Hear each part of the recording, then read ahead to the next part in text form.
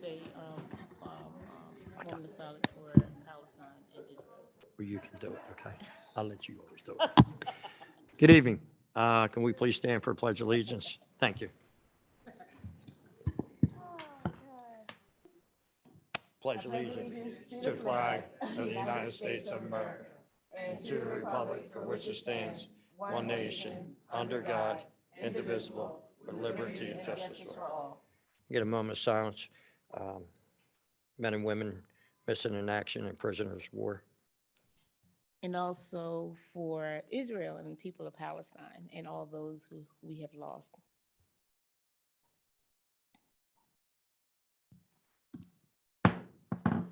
Thank you, Secretary Belps. As always. Secretary Belps, can I get a roll call, please? Yes,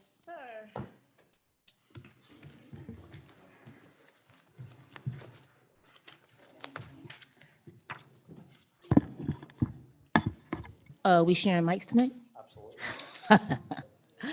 Oh, God, that's funny. Counselor Heyman, Here. Counselor Blackwell, Present. Counselor Andrewsko, Here. Counselor Sadiq. Present. Counselor Faralia. Here. Counselor Silver, I heard he's going to be a little bit late. Okay. President Burke. Here. Secretary Billups is here. Counselor Wagner. Here. Vice President Tunis. Here. Counselor Wentz. Here.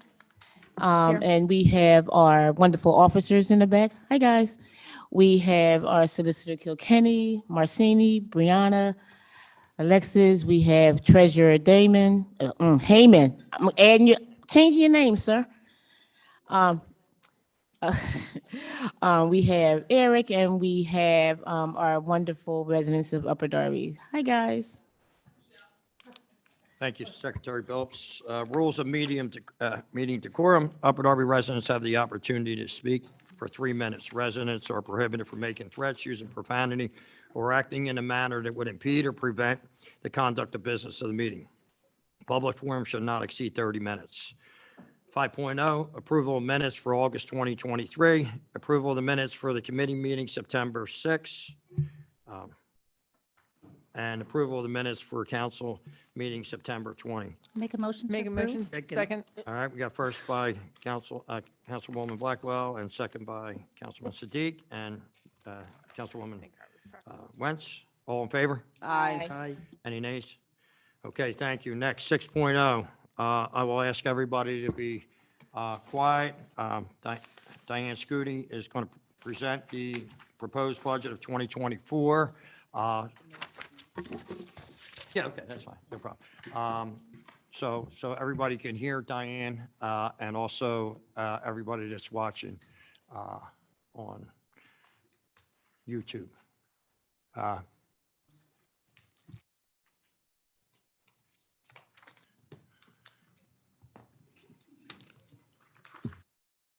just nod, it'll be kind of natural. Okay, great. Good evening, everyone. As Brian said, my name is Diane Scudi, and I am the Acting Director of Finance and Controller for the Township. And I'm very happy to be here tonight to present the 2024 Upper Darby Township proposed budget. I first want to just begin with the process of where we got here tonight, how the 2024 budget was formulated. The budget preparation for the township begins in June with the department heads reviewing their personnel, their contractual obligations, what they anticipate their future spending needs will be, and any potential savings. Also, department heads this year have been preparing quarterly budget reports that they submit to myself and the acting CAO. And this is what they use to monitor their spending as well as to assist in the budget preparation.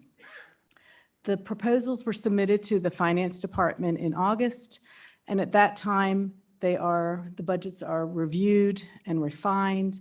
There's additional meetings held with the department heads, the acting CAO, and the mayor as we develop and finalize the proposed budget. The budgets were submitted to the Finance Committee in mid-September, And then at the end of September, there were meetings held with the Finance Committee and the department heads. And the purpose of those meetings is to answer any questions the Finance Committee may have and to have a better understanding of the proposed budget. And then the mayor had her budget address on October 4th of the proposed budget. So tonight, I will be presenting to you 4 proposed balanced budgets. And this means that our revenue and expense are equal for our general fund, the sinking fund, the highway liquid fuel fund, and the sewer fund. The 2024 proposed budget is available on the Upper Darby Township website and has been there since October 5th. And it can be found under departments, under finance, under township budget, and then the proposed 2024 budget. In addition, this PowerPoint will be posted tomorrow to our website. First, I'm going to discuss the general fund, and I want to just look at the general fund from various perspectives. And the first perspective is looking at the general fund by category of expenses. So in purple, you'll see employee pay and benefits, and this is 80% of our budget. Employee pay is, oh boy, I can't see the percentages from here, so I know you can't see, is 46%. Employee benefits are 16%. Our contribution to employee pension is 12%, and then retiree health care is 6%. So that's 80% of our budget. Other general fund expenses are property and maintenance. That would be our building and vehicle equipment maintenance, and utilities is 5%. Our solid waste disposal fees are 4%. And then our other things such as our purchase services, professional fees, supplies, equipment rentals, our contributions to Firehouse, the library, Summer Stage, a very small contingency budget is 11%. So that gives you a broad view of the expenses in the fiscal year 24 proposed budget. If you look at our revenues, our general fund revenue, 69% is real estate taxes. 10% is our solid waste collections, our trash fees. There is a 4% transfer from ARPA and the sewer fund, as well as 4% for business taxes and the local service tax. And then 13% are departmental revenues, license and permits, and miscellaneous revenues. And then another view of the general fund is by department. 72% of our budget is for police, fire, and public works. Police is 38% of our budget. Public works is 16%, and then fire is 18%. If we look at our general government, which would be the mayor, the council, finance department, human resources, CAO, treasurer, that's 6% of our budget. Our departments, administrative services, community economic development, license and inspection, one center parking, planning and zoning, recreation, our leisure services is 9% of our budget. And then 13% of our budget is municipal health care and pension, workers' comp, insurance, and some other miscellaneous things that really aren't classified under a department, and that's 13% of our budget. I do want to mention that the health care and pension for police and fire are within those pieces of the pie that are theirs. We classify those under the police and fire department. Okay, so continuing on with the general fund budget. The general fund expense budget has a proposed increase of $9.1 million, and this is compared to the prior year expense budget. And this is primarily due to increases in these major township obligations. First is employee pay. That would be an increase of $3.2 million over the prior year. And that is based on our collective bargaining agreements for our unions, which have increases of 3 to 4%.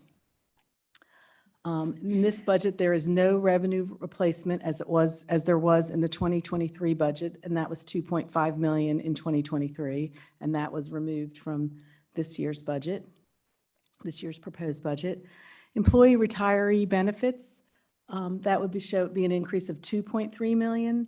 Professional services, including legal fees, is 578,000 increase. Our property and casualty insurance is an increase of 356, and our recycling fees is an increase of 217. So that gives you some idea of why there is a $9 million increase in our expense budget. Okay, moving on to our revenue budget. The general fund budget has a proposed increase of 7.9 million, and these significant changes include a real estate tax increase of 5.35%, or $72 per every 100,000 of assessed value. A proposed increase of $15 to the trash fee. Use of ARPA unrestricted interest of 2.5 million. Increase from the prior year budget for real estate transfer tax of 1.25 million. Interest, an increase of 815,000, and business and mercantile taxes of 605,000. And that's it for the general fund. Moving on to the sinking fund. And the sinking fund is our debt service, which is the principal and interest owed for the bonds the township has obtained to fund our capital projects. And debt service in 2024 will be $2 million. And per ordinance, debt service is funded from our real estate taxes. Next slide. Okay. Our next budget is our highway liquid fuels budget. And in 2024, the allocation from the Pennsylvania Department of Transportation will be 1.9 million. And this allocation is based on the township's mileage of state roads and the township's population. Also in 2024, the township will budget a $1 million fund balance carry forward to be used for road repairs.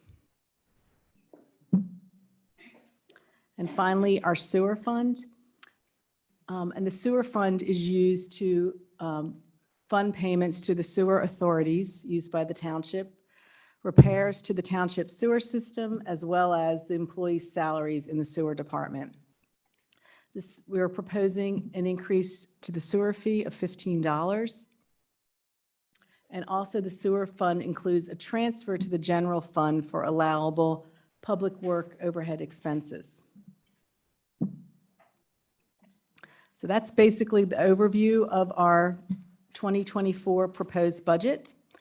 I really look forward to answering your questions from the council and from the residents in the 2024, in the November meetings. But if there's any questions tonight from the council, I'm happy to answer this.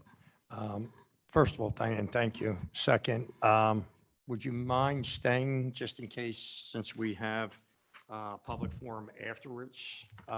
It's a public forum, if council's okay with that, just in case there's one or two questions. And I'll skip the line, the order, if you have a question for Diane, so we don't keep her here all night. What's that?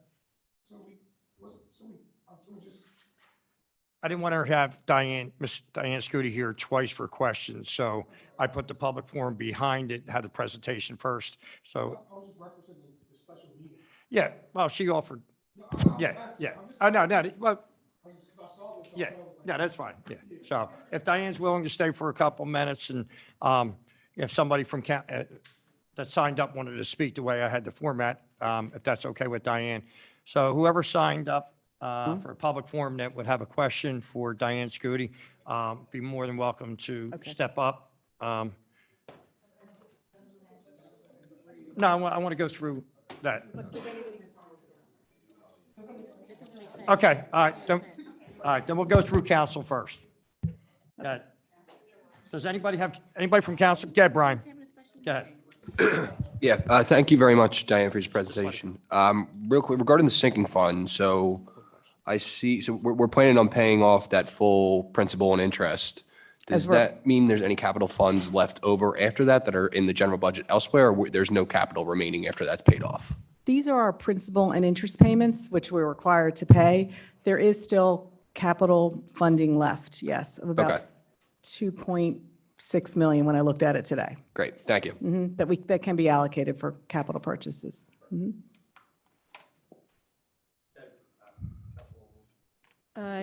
Yes, thank you. And I just wanted to thank you so much for meeting with Finance Committee throughout the summer and on the budget itself. I was just curious, I just have a couple things. In the list of expenses, Summer Stage was mentioned, but I thought that we aren't really doing a lot with Summer Stage anymore. I think there's some contributions, though. I thought it was, I believe it was for scholarships for people. Yeah, that's what it is. That's the yeah, scholarship. Okay, yeah. I just wanted to make sure. And, but there were, so on your list of expenses difference, you just highlighted the largest amounts, but there are some other differences between the Yeah. two. I just kind of was trying to show like how we could get to 9 million. But yes, there's lots of ins and outs throughout the whole budget. But I was trying to focus on the significant changes. Okay, thank you. And then one other question. I know that during the town hall from the gentleman who did the 5-year financial plan, he talked a lot about an earned income tax. Is that not happening for 2024? That's not in this proposed budget. Okay, and then there's also nothing in this budget for a second senior center? No, not that I'm aware of. Okay, thank you. Anybody else from council? Councilman Silva, go ahead. Yeah, so when I look at general fund expense by department, you say that the police and fire benefits are not, they're included in their specific departments and not included with workers' comp insurance and other. Yes. So what we do is for police and fire, their pension and health care is in their specific department. And then the health care and pension, say for all the other employees in the township, are in what we call municipal. And that's what's in that category of, I think it's 13%. But workers' comp is just in general, that's for everybody, police, fire, and municipal. Is there healthcare negotiated differently, or is there? No, I think it's just that we wanted to, really what I would like to do is show benefits in all departments. We just haven't got there yet. We can do that for police and fire because it's very significant. Not that it's not significant for the municipal, but my goal would be in the future is to allocate benefits out to all departments. But right now, it's just police and fire and then what we call municipal, which would be everybody else. Okay, thank you.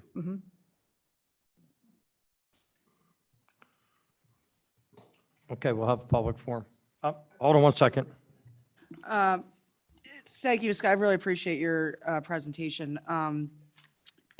I just have one brief question.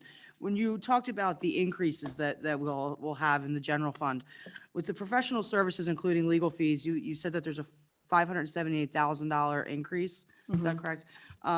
Is that based on projections, or is that based on engagement letters or what's that? Or what was submitted to you, I guess is my question, that made you arrive at that number? So when we're doing projections, we look at, what our current year expenses are. If there are contracts, then we look at any contractual increases. If we could possibly talk to the vendor, if it's a professional service, there's different ways we getting at, but this is our best estimate, of what we'll be spending for professional services, legal services. So we go at it at many different ways to estimate the budget. I understand.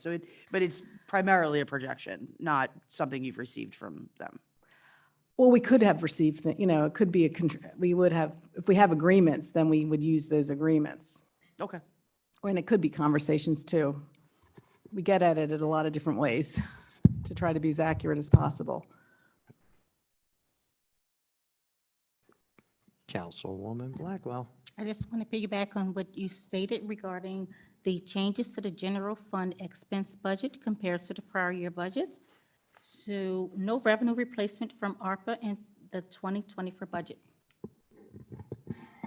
Right, Thank you. okay. Just for the record, I just want to reiterate that for the public. Thank you, Councilwoman Blackwell. Okay, we'll open it up. Well, let's just go straight to the public forum. Okay? Yeah, yeah, Because yeah. it's a special Go- meeting. We'll go to the public forum. Go ahead.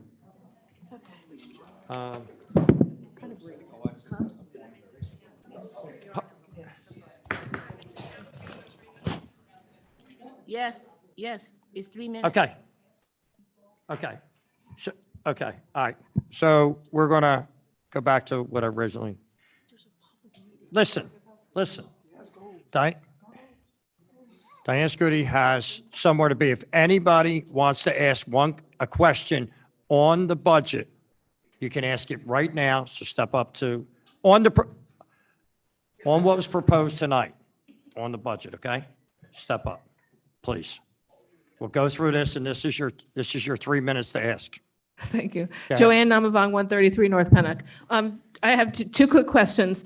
At the town hall, Laura already asked this, but there was a earned income tax proposal that was going to generate $9 million, or otherwise we'd be in dire straits. So what was taken off the expense side that we don't need this earned income tax? Was something cut?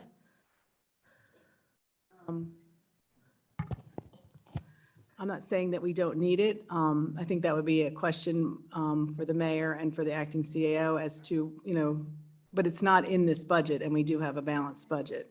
But Okay. Not that- And I then mean, second, is there the- going to, Go sorry, ahead. is there going to be, I didn't see the budget online, I couldn't find it. But is there going to be a line-by-line budget for the public to look at before the budget hearing that we're allowed to ask more detailed questions? No, the budget that's on the line will be the budget that we are going to provide to the residents. Is it detailed at all? It's by department. So there's no breakdown of like the salaries for this department, No, that's not really detailed enough for the public. Kyle talked about this last year, we all have, and I don't think you guys are giving us enough information. So I would urge you to give actually more I feel that, information well, I rather than personally less. feel that there is a lot of information there, and I'm happy to answer any questions for the variances that you see in every single department. Right, but if they were there already, then we could see them ahead of time and we would know, we would be able to make informed questions. So, I'm not criticizing you in particular. I think it's the method that this township uses, but I think that we need to have more information. I just feel like a lot of us feel that the township tries to hide a lot of stuff from us, and we want to be able to ask questions, But informed questions. Thanks very much. Just to add to that, I just asked Solicitor Kilkenny that every employee in the township salary must be posted, or can be posted, but without the name, police officer 1, police officer 2, police officer 3. So, by law, every employee's salary should be posted somewhere. Thank you. And I believe that's the question you're asking, It correct? is. Not by names, but by No, I law. don't want any names. So I I think just we want really a should look breakdown. into that before November 1st of all employee salaries should be posted without names.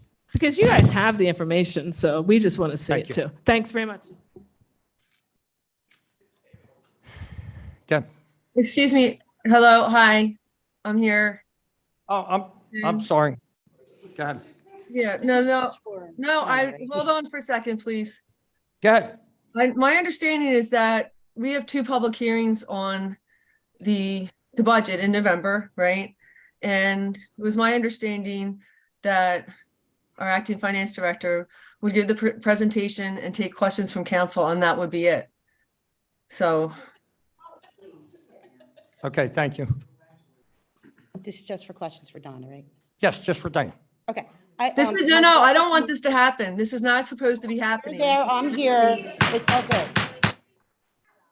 My question to you would be, how much money is being made off the interest, off the ARPA funds that are not being released, that are sitting in a bank account? I estimate that by December 31st, there'll be 2 million in unrestricted ARPA interest. Unrestricted. So that might be the money that Councilman Blackwell's saying that the township's not going to need to use? No, that's not the same money that she's referring to revenue replacement that was approved by council last year, and that was from the money allocated to ARPA. The interest, which is restricted funds, the interest is unrestricted, and Which means the township can use it for whatever they want, we're choosing to use it in the which budget. means they can use it wherever they want, which pretty much is what I'm saying.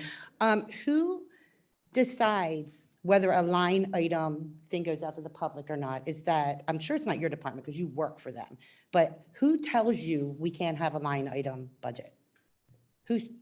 Is that your decision, or is that administration's decision to not provide us with a line item budget? I think it's just, we've discussed it, and I've discussed it with the mayor and the acting CAO. And they don't want a line item budget?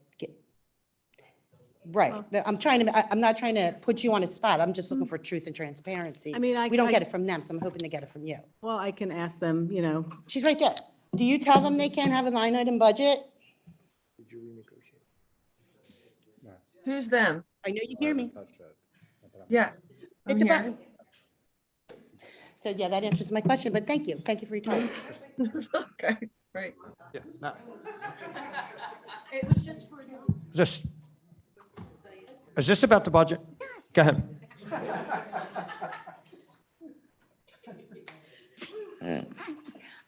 Wait, okay. I don't understand the need for this. When she's filed for Chapter 47, the state is coming in here to take over all of this. So what is this for? Just a question, please. That's it. Okay.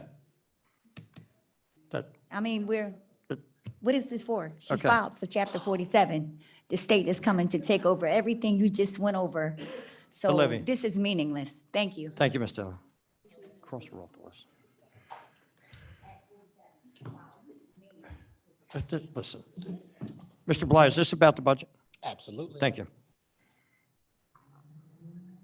For the past several years, and Mr. Gerald Henderson was a big proponent of this township and its residents and its taxpayers and its stakeholders.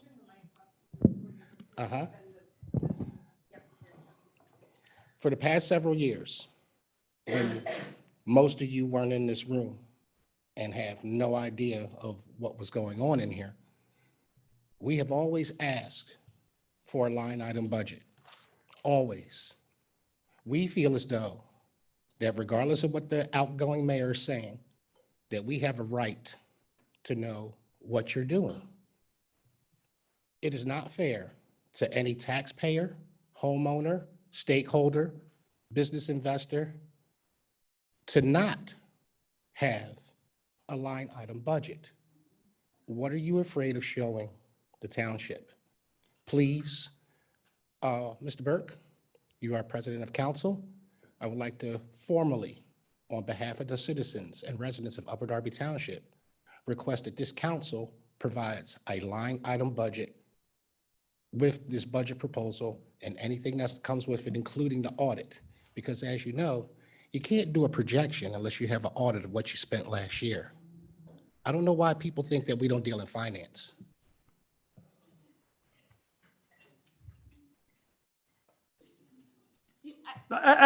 This is not your meeting. I know it's not my meeting. Okay, but- so we but- got but- one more speaker and let it okay, go. but No, no. I'm No. trying to be respectful. President Yeah, and we got one more. Fine. Kyle, come up, please. And you know, they're not getting a chance to talk again. But, Nope. Nope. No, I told them this is their chance. That's exactly what I said. No. Okay, Kyle. I said this is their chance to speak. That's it. but I'm talking to you. Thank you very much. I'm talking to you. You're just wasting time. No, I'm talking to you. Kyle, go ahead. No, don't throw me in the middle of this. Okay.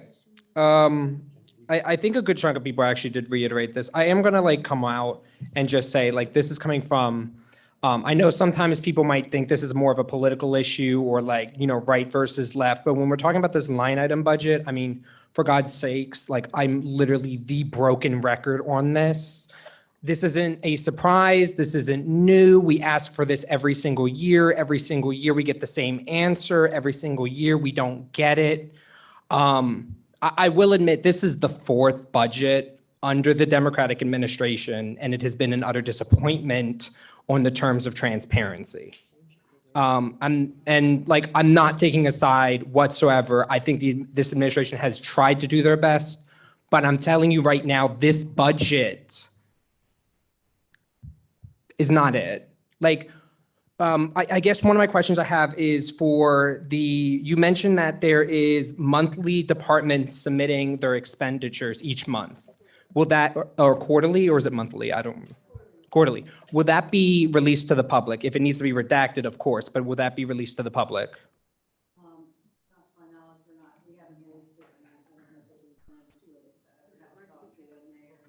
Okay.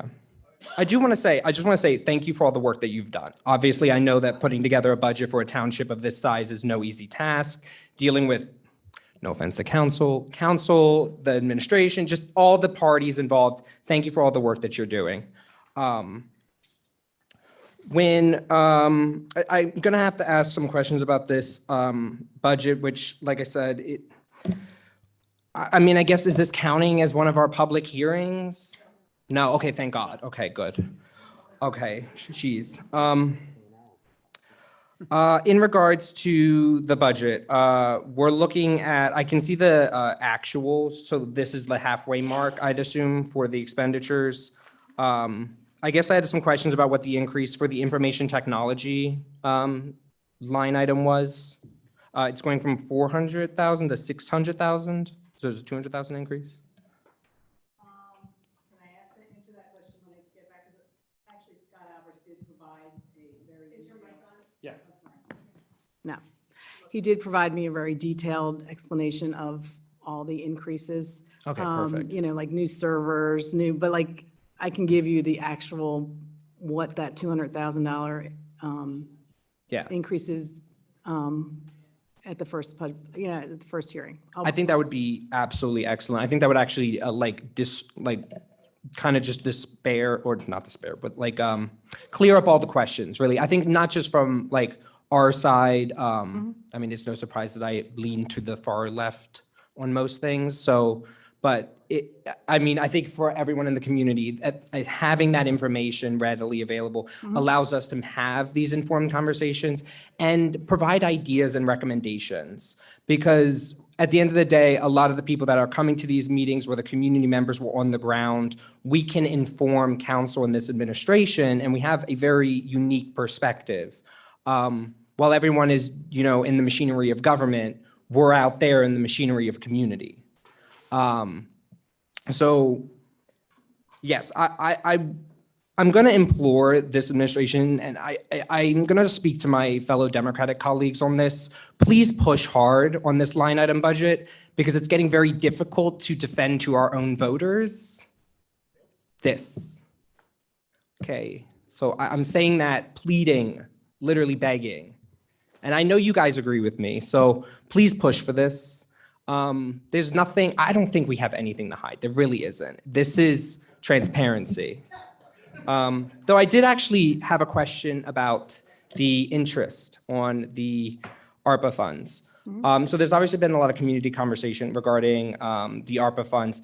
Is the 2 million interest currently balancing our fund balance? No, the 2 million, and it's not 2 million. I said I projected. Oh, sorry, 2 million sorry. by the end of the year.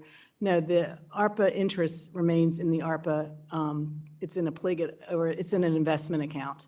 Okay, so then, Restricted, it's restricted in its own fund, in its own Okay. bank fund. so none of that is actually being accounted for in this current budget as revenue? In the 23 budget? Or sorry, in the 24 budget?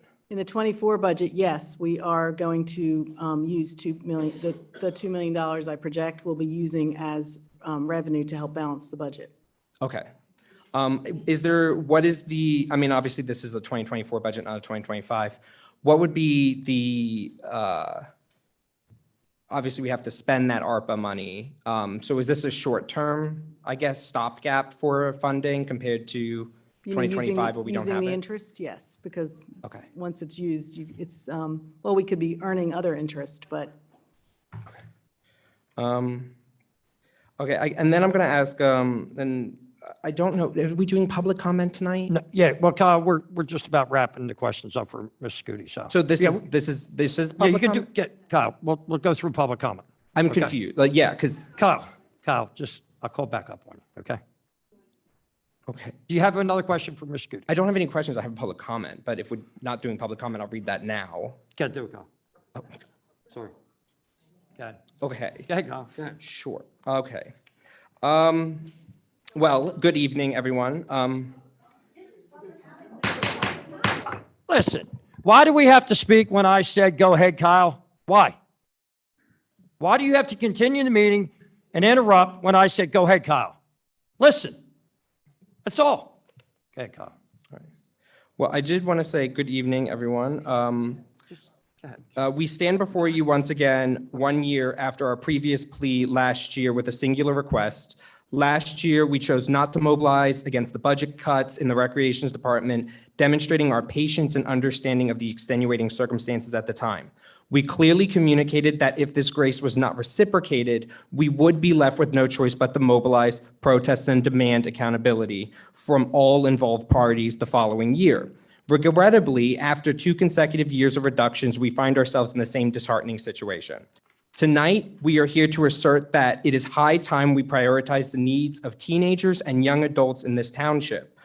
With the upcoming council elections, we want to make it unequivocally clear that your responses will be made accessible to every voter. The responsibility rests squarely on your shoulders. We have been patient and reasonable, but there can be no evasion of your responsibilities any longer.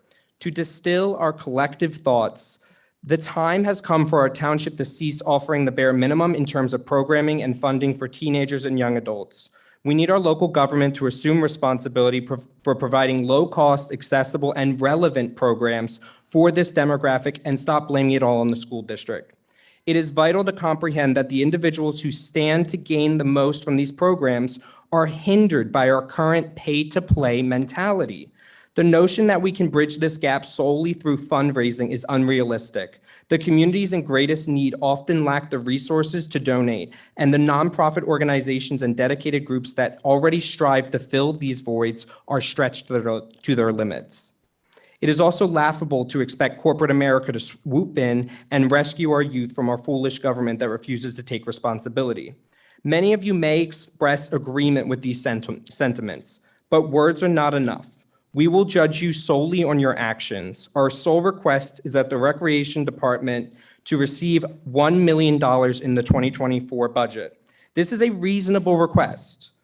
What is unreasonable is the illusion that the current budget is adequate and can be further trimmed. We are simply asking for the means to expand programming, establish new programs, foster more partnerships with local businesses and organizations, and introduce a mini grant program to aid families in covering program costs. Furthermore, let us address rebuttals in advance so there can be no diversion from the community's demand. We recognize that much of the budget increases in various departments have been allocated to cost of living adjustments and pension obligations, and we would appreciate a detailed breakdown for each department. We understand that some of the initial cuts to recreation were redirected to Public Works, which now manages maintenance and facility improvements. We are also aware of the cost-saving measures in the department, which had factored into the reductions. However, all these points do not absolve you from understanding that the needs remain critically unmet and the need to be increased, not redirected. We did want to acknowledge the administration's efforts using the limited resources at their disposal, including expanding programs through public-private partnerships. However, we are missing the mark in terms of addressing true desires of teenagers and young adults, and to say that we have a wide array of programming is a stretch. It's high time, I'll just finish this sentence. It's high time we provide more than just handcuffs for our youth. The bare minimum is unacceptable for the largest municipality in Delaware County. Thank you. Thank you, Diane.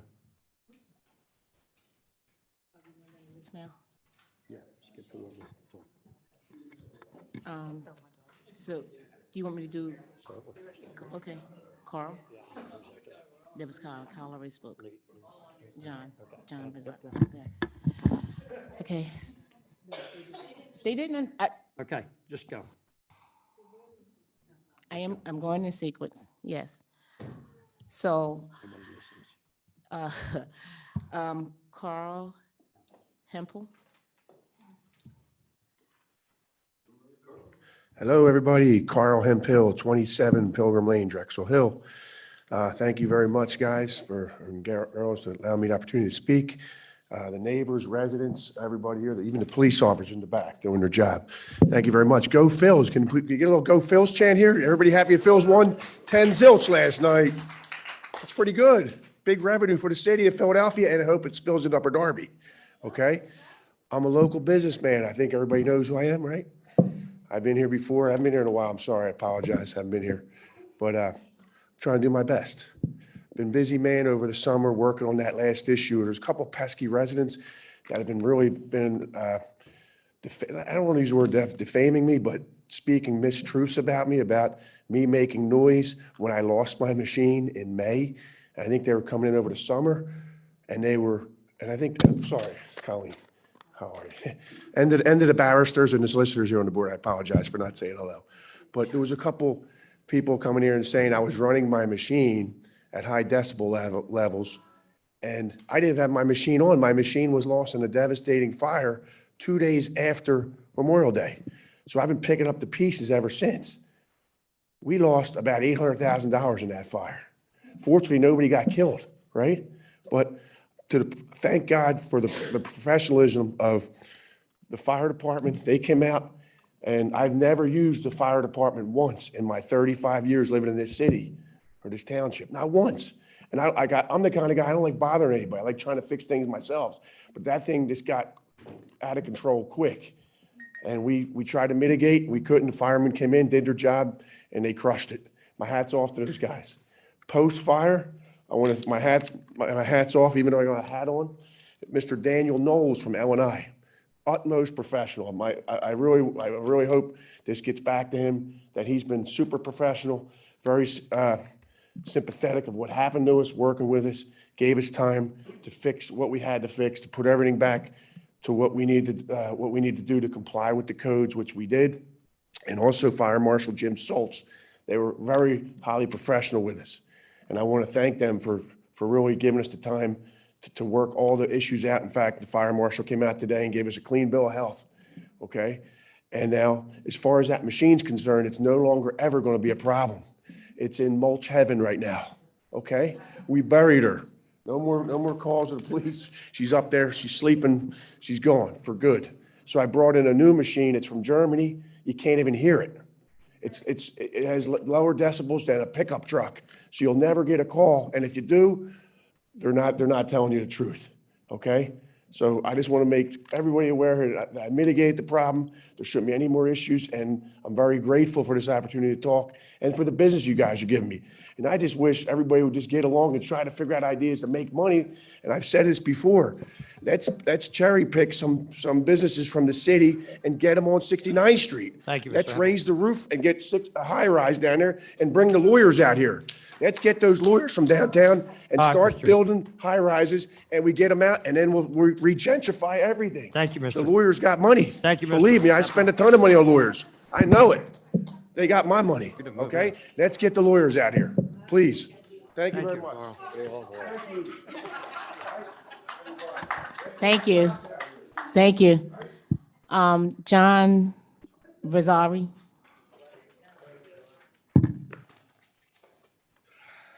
Good evening, John Vasari, 353 Kirks Lane.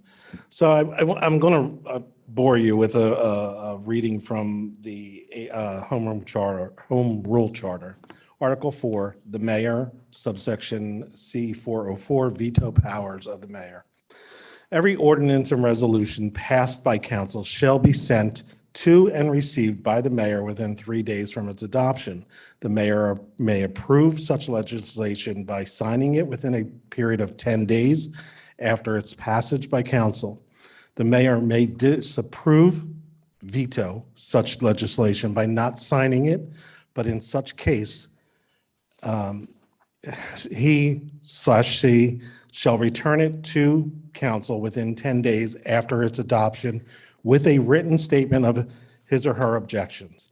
If the mayor shall neither sign nor veto such legislation within the above specific time period, then it shall take effect in the same manner as if it had been signed on the last day of said 10-day period.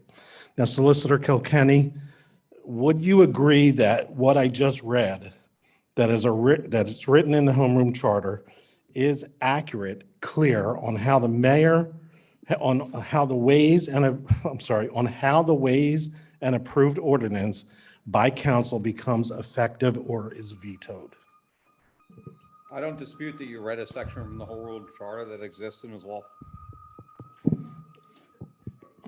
Okay, so you're just going to be rude.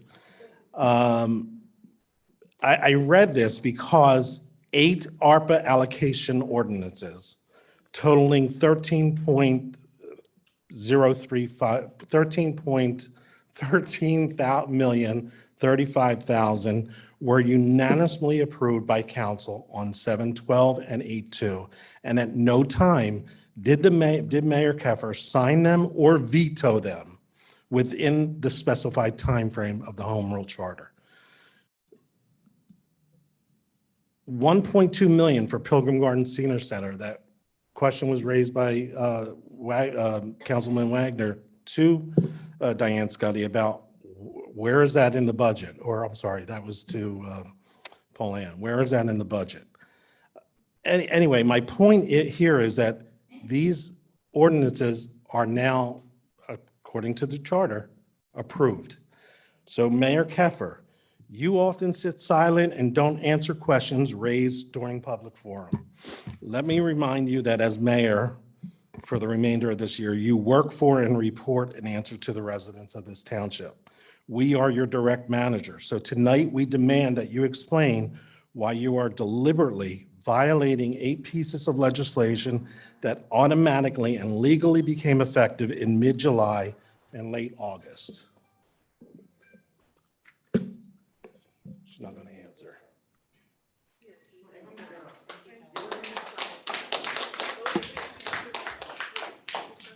Thank you. Next is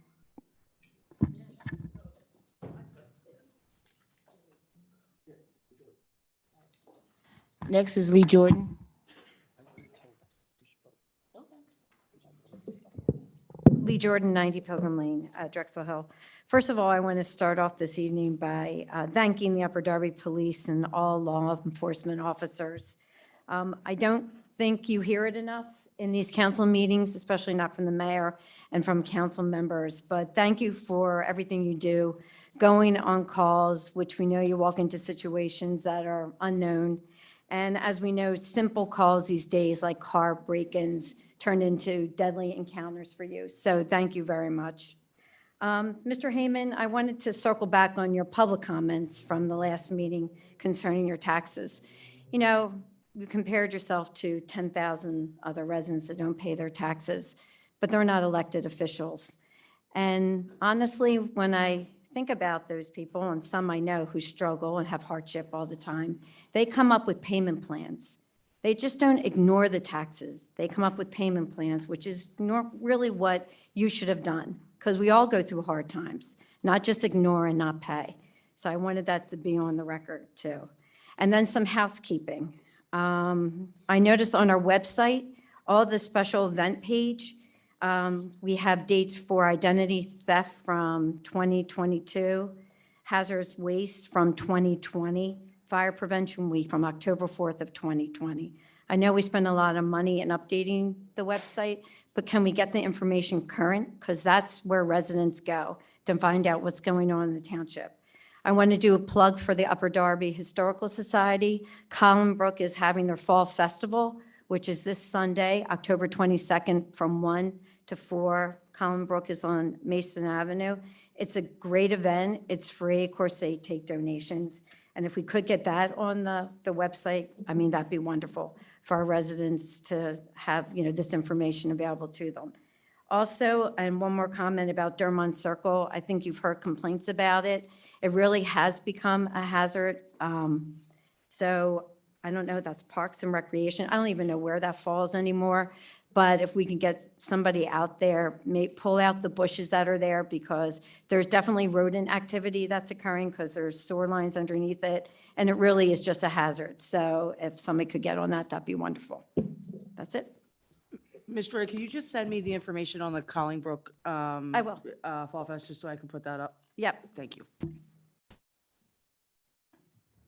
Thank you.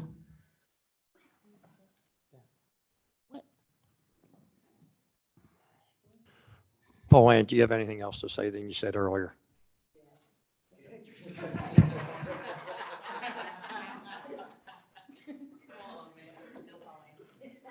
Pauline Sabatino, 3726 Garrett Road in Drexel Hill. Pretty much in 100% agreement with Kyle about the recreation for the kids. I know I've been coaching pretty much in this township since I was 24 years old, so we're going on about 30 years of coaching. And there's a lot of kids that I coach, and then I coach their kids. A lot of kids can't afford, like, it's $100 to play softball, say, you know, and these people can't afford it. I get that, you know. And when we were 69th Street Athletic Association, we were a big in-house organization. We had a special fund set aside for people that couldn't afford to pay. They'd work the snack stand, they'd do whatever, and we would cover their costs. Now, Kyle made a great point that the organizations, like right now I coach for PAL in a fall softball league, the organizations can't really afford, like with the fees we have to all pay, they can't afford to also grant in money, you know, for kids that can't afford to play. So now you got kids that can't play. What I find that sports does, any recreation, sports, music, art, whatever the kid's into, you're going to put a kid in an environment with kids just like them. Kids are going to get to know each other. They're going to thrive in that environment. We're going to tell them, you can do this. We're going to make them better people for themselves. It's going to bring pride to them. Not like what they have now. We're dumbing down the schools. They have, what, I don't know, 6 less credits they have to graduate. They're not even allowed to be seniors anymore. All this stuff we're doing is saying, we don't think you can handle this. You're not good enough. So we're going to lower our standards in this township, and we're going to lower our expectations of you because you can't handle it. In the kid's mind, they process that as I'm not good enough. Then they go outside and they go in their own neighborhoods, and there's crime and drug paraphernalia and all kinds of crap, like right in front of them. So what do they have to be prideful of? You know what I mean? Like, and everyone says, oh, well, you know, the parents should do their job. How do you know those parents aren't out working, trying to put food on that table? And they can't be home with those kids. There are situations, I wasn't rich growing up, I was a latchkey kid. You know what I mean? So the recreation, no matter what the recreation is, whether it's sports, arts, whatever, no matter what that is going to give a kid a place of purpose. When we take away 2-3 hours in the morning, tell the kids, okay, sleep in. You don't have to come to school at 7:30 like everybody else did. We talk about walking in snow to school. These kids don't even have to wake up to go to school. And then we let them leave early. We don't give them a lunch break. That, to me, that's important because that is when you socialize. But then we're all really going to act like we're surprised that there's stuff going on down at McDonald's at Bonds. These kids are doing nothing but getting in trouble because that's all they see. That's all they say because we have nothing to offer them. So that I will piggyback with Kyle on. My other thing is, and it's not in a very positive light, and I wasn't going to bring it up, but hey, here I am. I found it appalling that someone running for office, Councilwoman Blackwell, took the time to go down and videotape a bunch of homeless people in a shelter that are there under protection, and they have rights of privacy in order to further a political agenda. Right. Okay? We shouldn't be doing that. We don't do it at Outreach. We should never be doing something like that. That's just disgusting. Have a good night. Thank you. Thank you. Next is Becky Duggan.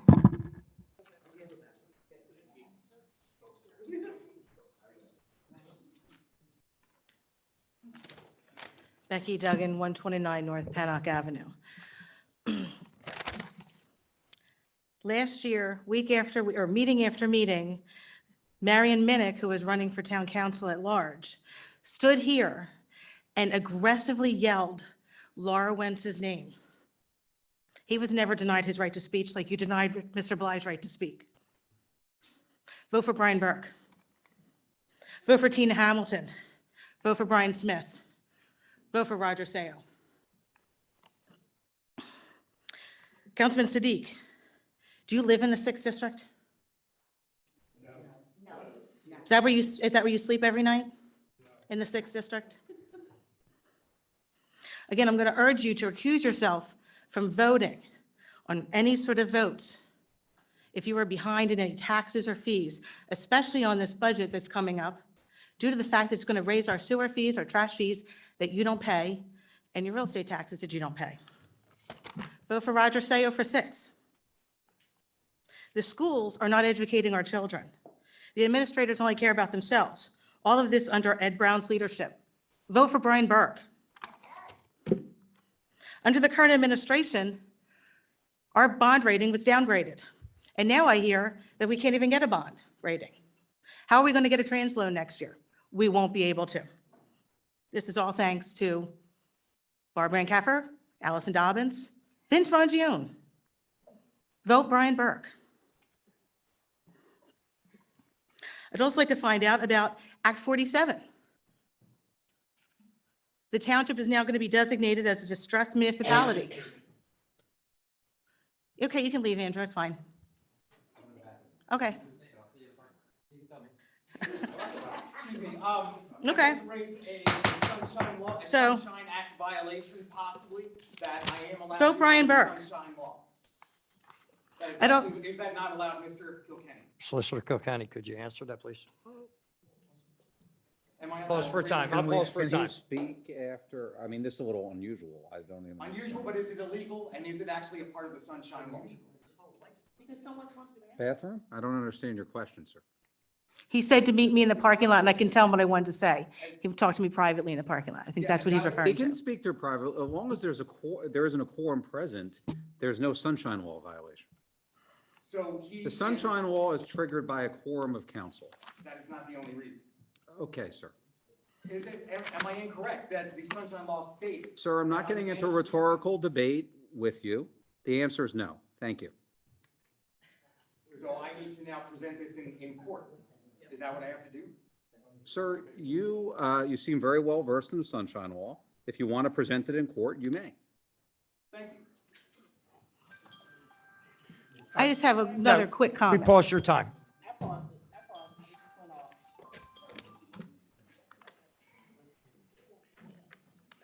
Get back.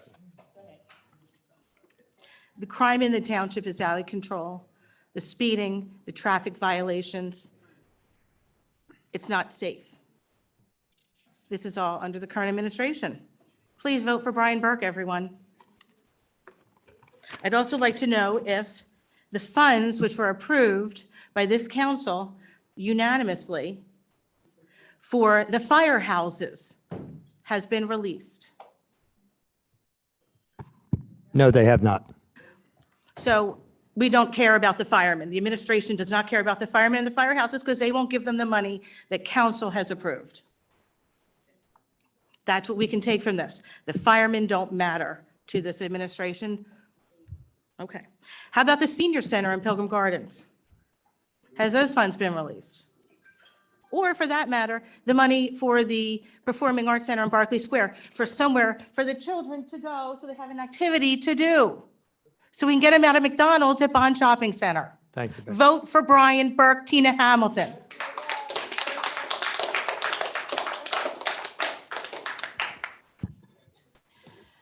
Thank you.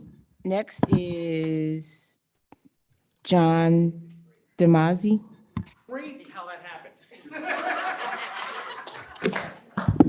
John DeMassey, 706 Stanbridge Road. I am bringing another action tomorrow if we cannot resolve something that happened at the July 20th meeting. Mr. Tunis, Mr. Heyman, you are two of the people that are named in the suit. I would much prefer, my intention is never to cause financial harm to someone. It is never to cause a criminal matter for someone.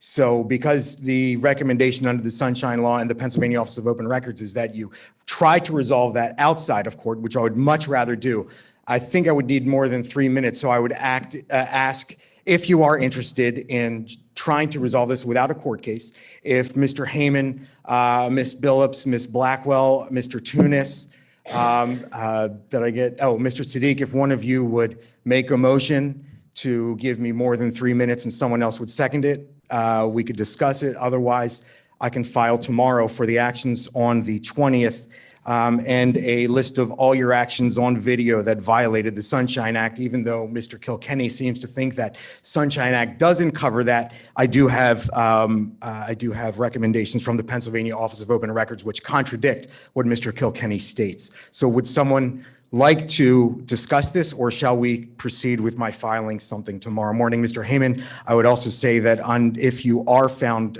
guilty under Pennsylvania Consolidated Statute Title 18, Section 40, subsection 4911, and they see what's on video and your comments, and they do find you guilty, that would be a possible third-degree felony. Would anyone like to try to have a conversation before? I would ask that only the people named in the suit, so this does not look like something I political. don't have the faintest idea what you're talking about, sir. Can I give a formal answer, If- Solicitor if- Kilkenny? No, I I need give to a- know, you need to clarify yourself because I don't know what you're talking about. The Sunshine Law, I know what you said, but you need to clarify yourself and you need to speak clearly and you're talking about- excuse me, I think I was speaking pretty clearly. No, I you even weren't. named No, you what weren't, law because and what You're section. being hostile and. You're being cordial, I guess. I am being cordial. I am being cordial and I'm being respectful to you because I need to understand what you're talking about. Yeah, You're you're talking not- about you're making- something, you're you're not throwing making out- you're yourself throwing clear, out sir. claims with no- Yeah, with no So- substantial evidence. So, That's what sir, you're you talking have about. your time. And that is why I asked, would you like to discuss and give more than 3 minutes? That, I'm And pretty they sure said that is no, clearly what I sir. So stated. why don't you So- summarize what you So want to say? that is, well, if you, because I can't in 3 minutes, this is a much long, it's the 13-page case. You're an intelligent man. Summarize what you So thank you for at least calling me intelligent. That's more than my wife does. So on the September 20th, September 20th, yes. So we're first going to September 20th. In violation of the Sunshine Law, there were deliberations going on via text message and email in violation of the Sunshine. I'm out of time. So, sorry. We'll file tomorrow morning. It's on video. It's on video. Thank you. I'm not speaking for them. I'm speaking for Michelle. So would you second? I'm trying to follow the Home Rule Charter and the Roberts Rules of Order. If you'd like to give me more time, please give me more time. I asked you a simple question. And I started answering, I ran out of time. President Burke said to stop the time, so I stopped the time. Thank you. I appreciate that. So it is it is a violation of the Sunshine Act to be deliberating in private at an open meeting. Is that correct, Mr. Kilkenny? I do not know what you mean about deliberating. I do not understand. It's a definition under the Sunshine Act. It's Not an getting an actual argument definition. with Can we you. move on from this? I mean, Very much. if he I wants am to not- see us in court, go ahead. We'll see you there. Sunshine Act violation. Okay, That's for the court to decide if you want to allege. I thank you. I appreciate the time. Mr. Heyman gave me the answer. Thank you very much. Thank you. I appreciate it.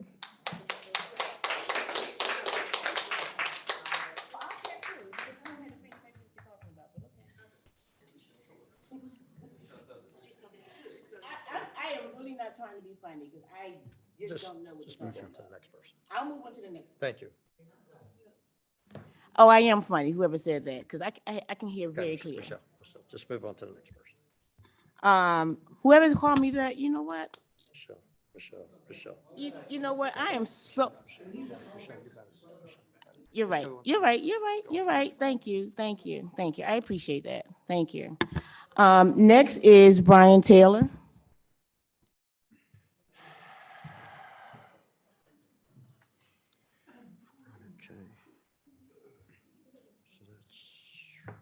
Good evening, everyone. Brian Sharif Taylor. My address is 7258 Lamport Road. I am the founder of Taylor Made Vets. I'm just coming up here to ask for a basic, simple request. Around this time of year is when we have our, most grants are actually released. And instead of me just sending everybody a bunch of emails, I'd rather ask publicly, is there any way that my 501c3 can actually get a letter of recommendation to continue on with peer-to-peer counseling, help, family training, education, and inspiration of not just only veterans and veteran families. My second question is, I see that the mayor's not on, but I would actually like to have a scheduled day that I can actually go down to the Watkins Center and talk to either the veterans or veteran spouses that are within the building, just to make sure that they're getting all their eligibility, things that they are eligible for and all the programs that they are considered for. Please pause my time. Mr. Taylor, real quick. I believe the mayor is on. Yes, sir. I'll ask the administration to direct that email to acting CIO Allison Dobbins and the mayor. And could you repeat the first question so Solicitor Kilkenny can actually hear the first question? Well, basically what I'm asking is for when you apply for a grant, there's always a portion of any type of grant that you have to have a recommendation letter. My organization is a 501c3, has a good standard for the past 5 years in Pennsylvania, and we want to continue our work. With that recommendation, it's very helpful when you have an elected official. It can actually be a mayor, it can be a council person, it can, it's something simple, but I'm big on building relationships. So I don't like sending group emails because, I don't know, it's kind of a little tacky. So I'd rather just ask you personally. Okay. The Mr. choice- Taylor, choice- I thought you needed a letter from the township. That's why I wanted to solicit. Well, actually, I'm asking Okay, everyone, all right. both parties. Okay, thank you. So I just want to make sure I'm understanding. Are you asking for a letter just saying that you are, your agency, Taylor Made Vet, is a service, operation that's in good standing and all the good positive? No, actually, with the letter of recommendation would basically say that some of the work that you've seen that we have done within the past 5 going on 6 years actually benefits not only the veteran community, but their family. And then we also bring different things to our own community. We believe in education, inspiration, and motivation. Mr. Taylor, I understand that you don't like emails, but I think all of us would be really happy to do that. Yeah, I just can't get so everybody in the same room at the same time. And I so. understand, but I would ask you to send the email just so we have the information on to where to send it. That's no problem. As well as information on what you have been doing because we don't know all the different things that you've been Nope. doing. So give us the wide spectrum so that So we basically can an use that. overview. Yes. Yep. Thank you. All right. And I think I do have everyone's correct email. What about actually stopping by because I just didn't want to, I did talk to Donna, but I just didn't want to pop up to the Watkins Center, start talking to people. That's not the way you do things. I always like to ask beforehand. I'll ask the acting CIO and the mayor to send you an email. I'm sure they both have your email. All right, that's all I got. Thank Talk you, to later. Mr. Taylor. Thank you.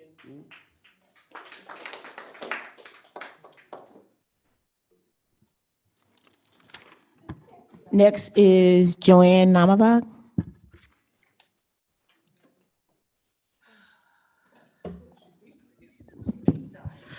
Joanne Namavon, 133 North Pennock. So this is going to be very disjointed. I had a terrible day today. But I first want to speak about the comments that Mr. Heyman made last meeting when he was telling us why he paid his sewer trash fee late. And he looked back at us and used the term GOP operatives. No, I've never been called a GOP operative, but if that's a bad thing, I wasn't aware. I think that's a pretty good thing. I do like to investigate things. And yes, a lot of us did find out that you owe taxes and that Mr. Siddiq owed taxes. And it's not right that you're on this council and you ignored your responsibility to pay what you owe to the township, either one of you. It is wrong. And you only paid because you knew that people found out, and that's wrong. And by the way, the judgments are still listed on there, so you might want to check on that. We're not doing it because we're trying to get you. We're doing it because we want to have our elected officials to act in a manner that they are supposed to. You said, well, I think some of you may have said, maybe you didn't, but you should be a step above the normal person. You should have no hint of anything wrong going on. Okay, I'm sorry, I'm very disjointed. but you don't. And it just seems like you know how to play the system. You knew that you could get away with it. Like I said last time, my husband made $30,000 and we didn't fall 6 years behind on our taxes. You guys, and moving on, you two should be off council. And you certainly shouldn't vote on anything to do with any kind of money. And the 5 of you, Danielle has left, but you guys are letting the mayor get away with not releasing the ARPA funds. Where are your liberal ARPA fund groupies that were here saying, release the funds, release the funds? Where are they now? You're the guys that are holding up the funds. You should be after the mayor to tell her to do her job. And as a matter of fact, she is not doing her job. She is vacant and she should be removed from office. We don't have a democracy here. You 11 don't mean anything because the mayor and Mr. Kilkenny, I think you're the one actually running the show. You guys do what you want. These 11 have nothing to do with it. You guys are calling the shots. And so if that's the way it's going to be in Upper Darby, I think that 80,000 of us should move out of Upper Darby and go somewhere where people are not sneaky. So where's our audit? It's 6 months late now, going on 7 months late. When is that going to be released? Anybody know? I know you don't know, but that's what I thought. November 1st. November 1st? Yes. Okay, great. So this is what I want to finish with. It's time to vote the 5 of Democrats that voted with the mayor to hold up the ARPA money, vote you guys out.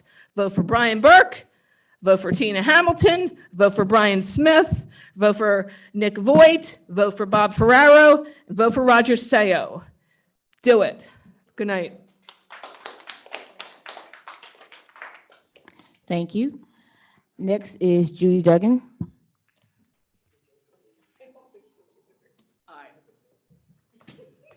Judy Duggan, 141 North Pennock. Although she's my twin sister, we did not collude on this. I did not discuss this. I only decided a couple minutes ago what to talk about. So I have a post here on Facebook from August 9th, 2022 from Councilman Hafiz Tunis. And I know you and some of your friends up there were talking about how terrible it is that the Wentz Wagner-led council has held up the ARPA funds, and because of that, there have been multiple gun-related deaths in Upper Darby since then. So I want to know if you could answer me tonight, or you could answer me and tell me, what have you been doing to counsel the mayor to sign the ARPA funds that you guys all approved? Are you doing anything to put pressure on her to sign those? And could you tell us what you've done to release the money? Because Mr. Heyman told us that if they were not spent within a certain amount of time, that they were all going to go back to the federal government. So what are we doing to spend them? Nothing. Do you have any answer? Are you working with her to sign these things? Are you working with her to sign these things? Are you, Danielle? Are you, Michelle? Anybody working with her? You weren't listening. I'm sorry.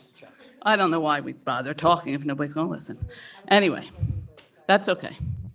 I'm sure the answer is the answer for everybody else. You're not doing anything. So you get up there and scream about how, release the funds, release the funds. And everybody voted, even you. And now where are they? What's going on? You're the vice president of council now. Don't you have anything to say? No? Wow. Okay then. Thanks, everybody. Have a great night.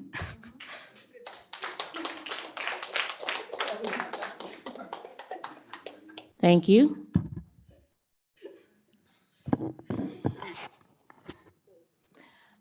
Next is Olivia Taylor.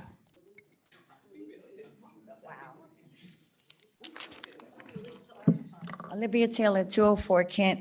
I'm going to be all over tonight. So first and foremost, I don't, again, like I said earlier, I don't even know why she was here trying to give a budget presentation when she has already filed for Act 47. The state is coming in here to take over. So to me, in my opinion, this was just a waste of time. I'm going to speak on the ARPA funds that were approved by all 11 of you. Mr. Kilkenny, the fact that, Mr. Brazzeri wrote, he read from the charter, far as what the mayor is supposed to do. You're the legal counsel up there, and the ARPA funds were approved by all 11, and she hasn't released it. Is that a violation? I'm asking you a question, sir. No, I'm asking you a direct question. You're the counsel for the township, not just her. No comment? She's in violation. And what makes me so mad is that the township, you 5 of you have sunk this township into a hole. Mr. Kilkenny, from where I'm sitting, you and your firm is the only one that's looking pretty as far as the township, okay? You sat here, $30,000 a month of our tax dollars to sit up here, lie, manipulate, and twist these ordinance. And you have yet to say anything. But from where I'm standing, you're looking good while this township is sinking into a hole. I am sick of this. I am sick of all of you. You 5, you Democrats. This election is going to determine what happens to us, folks. I don't give a damn about party, okay? And like I said tonight, this was a smokescreen. She's trying to hold on to the ARPA funds because what she couldn't steal. So she's trying to hold on to it. He knows it. This is why Kilkenny is sitting here looking at me like I'm crazy, because he knows I'm telling the truth. But he can't speak on it, and I get it. No problem. But I'm going to speak it anyway because I care about this township. And for all the people who have sent me message, you have no idea how many people thank me for speaking up because I care enough to call you out. Your title means absolutely nothing. When you're wrong, you're wrong. And what's happening in Upper Darby Township is wrong. I've never, in the 28 years I've lived here, seen the disgrace that you all have sunk this township in. And you think Ed Brown is going to save us? Look at what he's done to the schools. Half of the kids don't even know how to read and write cursive. They don't even know what a third hand on a watch is. Bond Center has turned into a battle zone for these kids, and you trust him with this township? Look at her. She laughed. This joke you want to call a mayor, and that's exactly what she is, a joke. I don't care who likes it, who don't like it. I am up to here with all of you. And to think Ed Brown. And by the way, Heyman, along with Vince Raggione is Ed Brown's campaign manager? Thank you, Ms. Taylor. Just you? Thank you, Vince Ms. Taylor. Raggione is not his campaign manager? Thank you, Okay, Ms. because Taylor. we don't need more of the same garbage that you are doing. Please vote for Brian Burke and get us out of this hole, people. Have a good night. Thank you. Next is Rich Bly.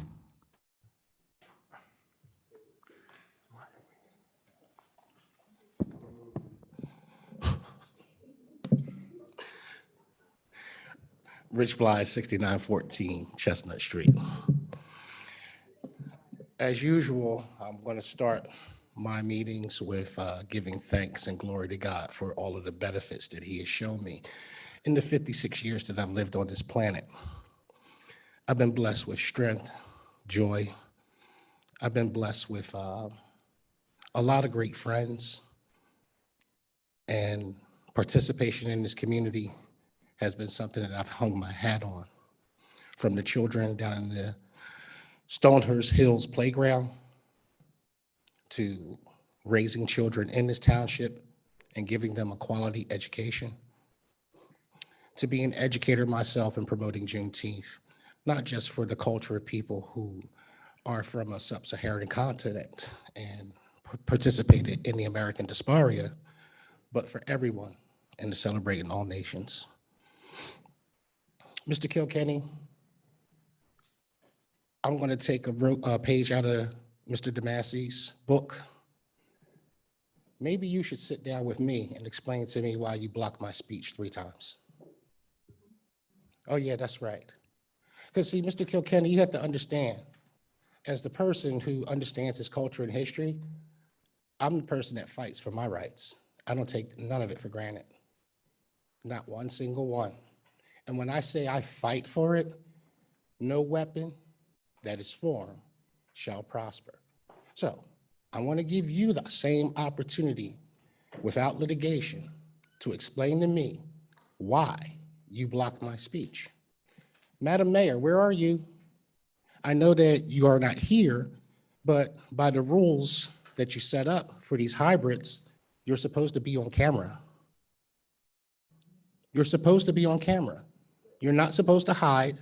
You're supposed to be present, even though that you're not physically present here. You see folks in Upper Darby Township, people behind you, you have people up here who openly flaunt the law. The lawlessness is on display, which is why your finances are in ruin. Because people who lie will steal. Your grandmother said that.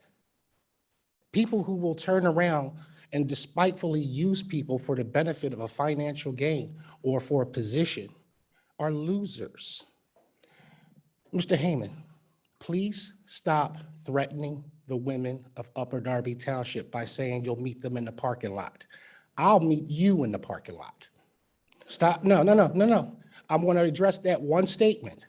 Please stop disrespecting the women of Upper Darby Township. Have some respect like you want people to speak to your wife.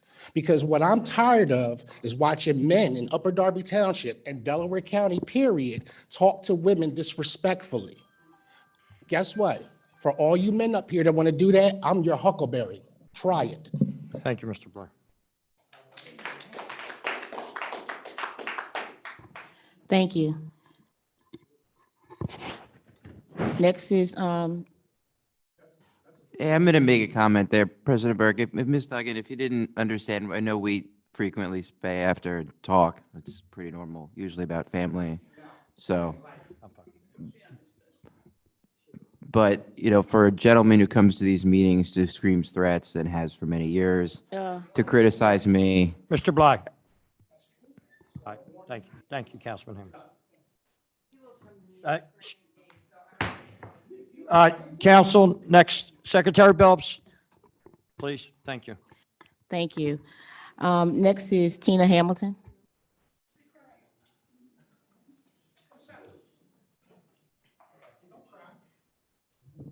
Definitely got to lower that. Tina Hamilton, 4715 Woodland Avenue. I know you didn't mean it that way, Andrew. I know exactly what you meant, and I see you talking in the parking lot. But when people get perceptions, and I mean, I'm just going to leave that at that, because you, as you all know, I have no problem with Rich. He's a good friend of mine, and I know where he's coming from and his issues, but I do understand that that's not at all what you meant. But outside of that, we're going to move on now. These ARPA funds, they need to be released. It was 11 to 0. 11 to 0, and we still can't get them signed. Now, I can't help but believe that the goal is for Ed Brown to win, and then she can reallot her way in here to do whatever she wants with these funds. In the meantime, we don't get a senior center. We don't get the kids' things lined up. Let's just get these funds out there. Make her do it. That's your job, to make her do it. Make her do it. Make her do it. Don't back down and allow her to manipulate those funds that everybody agreed to not be fulfilled.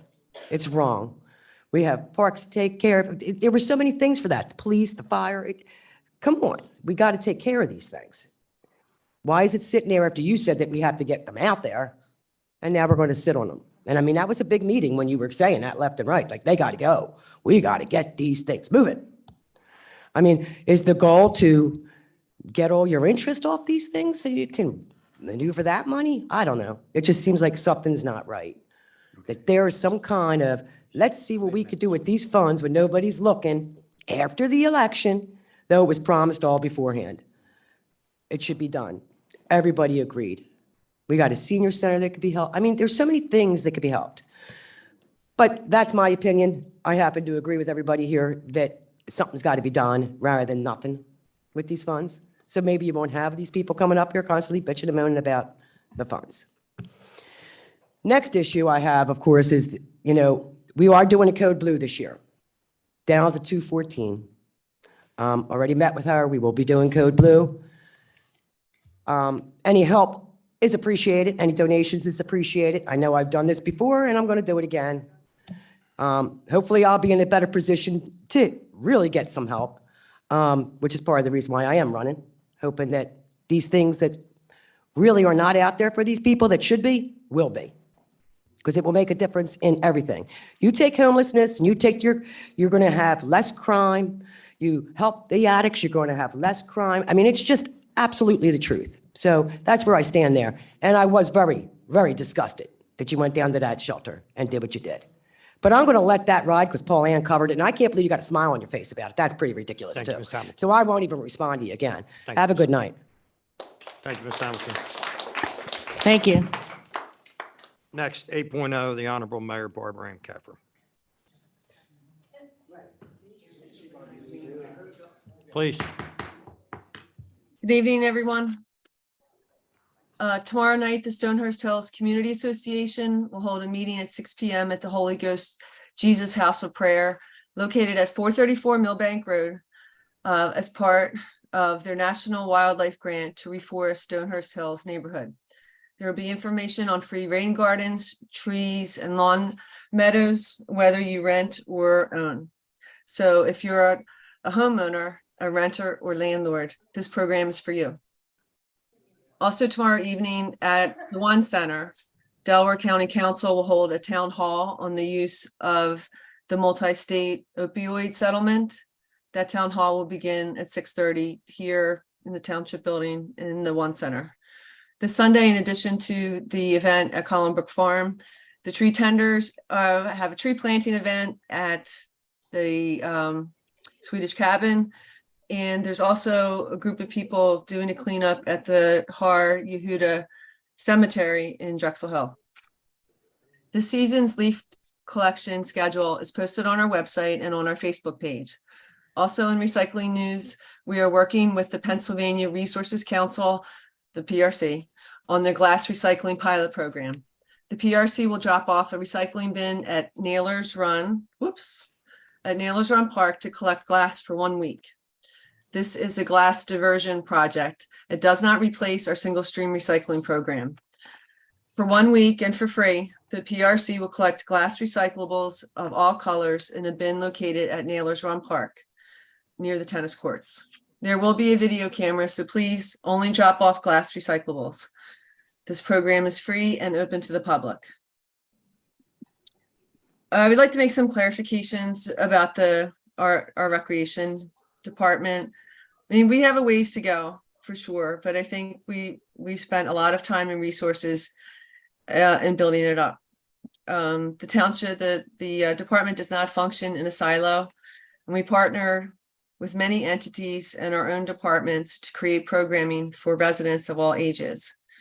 We began and continue to offer free summer stage program for any and all Upper Darby youth ages 10 to 18. Over the last 2 years of this program, 600 and more children have experienced the magic of summer stage at no cost to their families. 2 recreational trails have been built here, the first 2 ever in our township, and both during my administration. One trail includes a bridge that spans Darby Creek near the Swedish Cabin, and this trail is part of the larger Darby Creek Trail. The other, which is nearing completion, runs along the former Cardington Newtown train line from Chapman Park towards Marshall Road and has a spur which connects to Long Lane. This trail is the first segment of the Naylor's Run Trail. The township funds over 85% of the budget for our 3 libraries, and in turn, each of the libraries have a slate of wonderful programming for people of all ages. We just started an after-school program in the new community policing office at Barclay Square.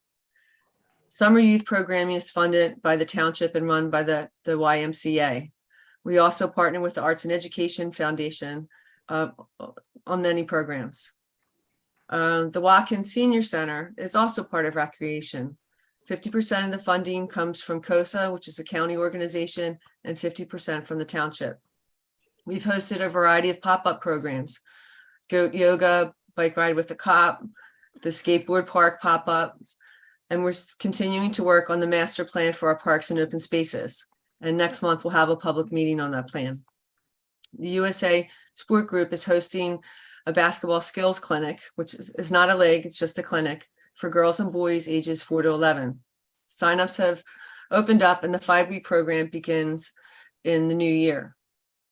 And this would be a good time to give an update on our PAL program. Contrary to statements made many times at public meetings, I did not end the PAL program. People in our finance department have been working for months and months with Superintendent Bernhardt and his team to reinstate the nonprofit status of the PAL organization. PAL's tax exempt status was automatically revoked in May of 2020 because for the 3 prior years, required paperwork had not been filed since 2017, 18, and 19. We do expect PAL to regain its tax exempt status next year, and we look forward to rebuilding that program.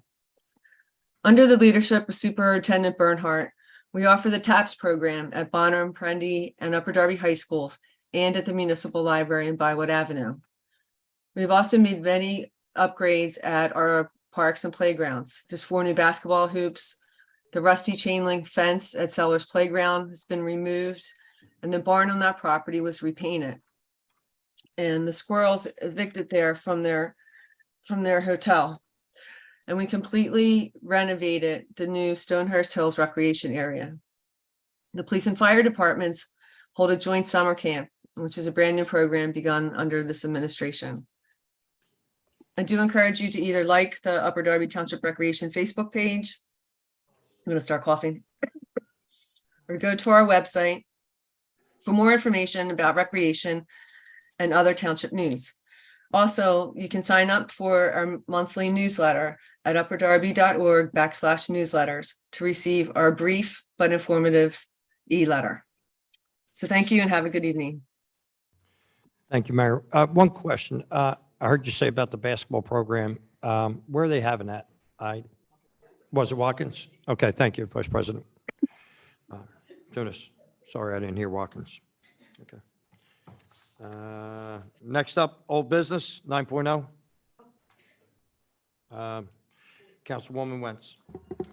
Thank you. To respond to a couple of residents' comments, Mr. McIntyre had talked about the programs needed for the youth. If the ARPA funds are finally released and the $800,000 check is signed over and given to the Upper Darby Arts Foundation, then they would have a lot of programming for our youth. They just need the funds. Council has approved it, just release the funds. As to Carl Hemphill, we did hear from the residents that had concerns about the old machine. When you put in the new machine, they were very thankful. They said that it purrs like a kitten. They hardly ever hear it. So they did send us an email indicating that they were very thankful for the new machine. So just wanted to let you know. You're welcome. So those were the notes I took during the public forum that I wanted to cover in old business. Thank you. Councilman Heyman. I wanted to take a moment to give a shout out to 2 of my fellow council members. Last week, I had was one of the hosts of a vigil for to mourn with the state of Israel.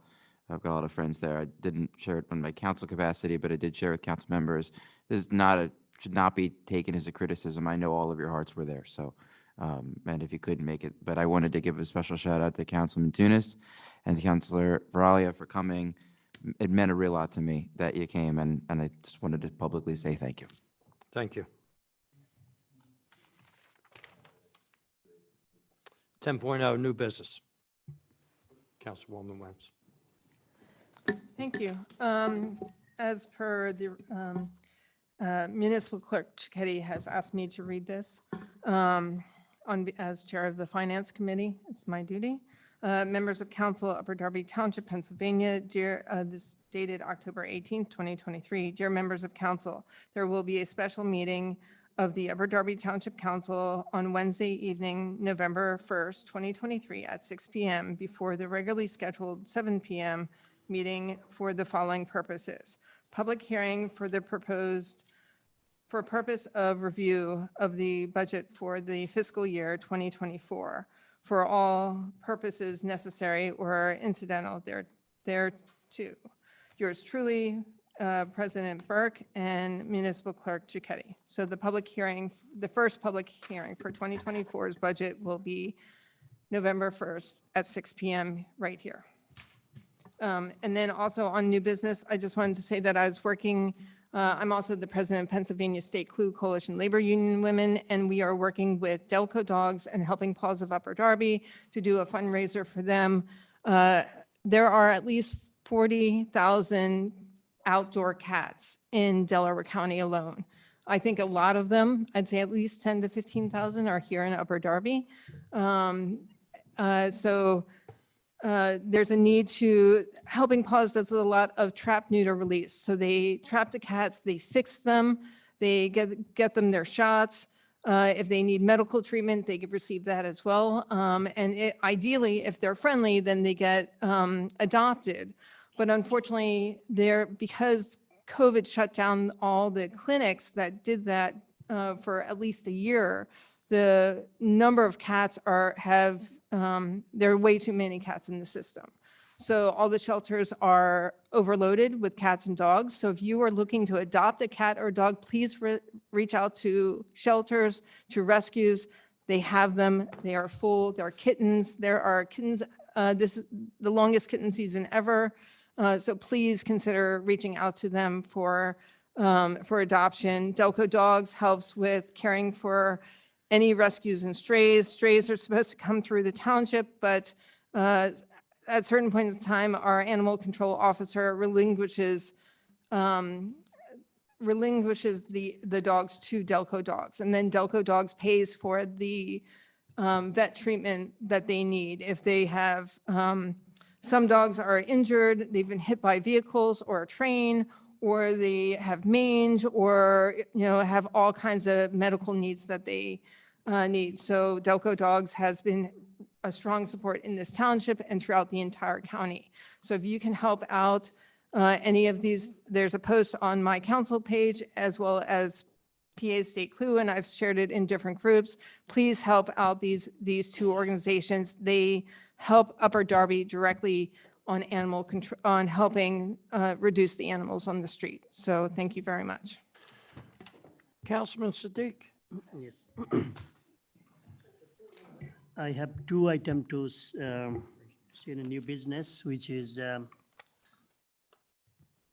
Muslim community of Upper Darby have a mosque, 69th and Walnut.